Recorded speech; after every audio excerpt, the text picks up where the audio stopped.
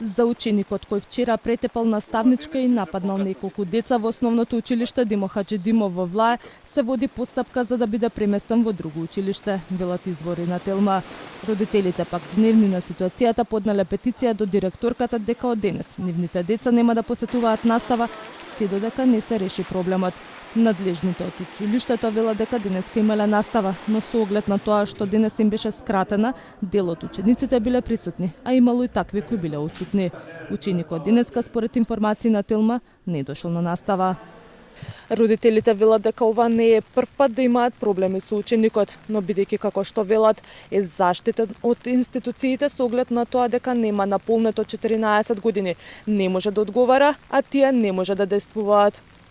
Инцидентот се случил вчера кога ученик во училиште во Скопско Влае нападнал повеќе деца за време на големиот одмор. Кога дежурната наставничка по географија ги здогледала и сакала да ги раздели, тој ја турнал на земја, ја удирал по глава и го фрлил мобилниот телефон и се заканувал.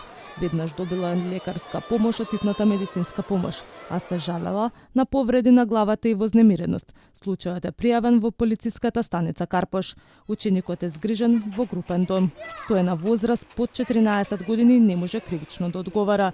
Известени се надлежните институции за социјални работи, а според извори на Телма во четврток или петок, родителите ќе имаат вонредна средба на Совет на родители за заедно да најдат решение.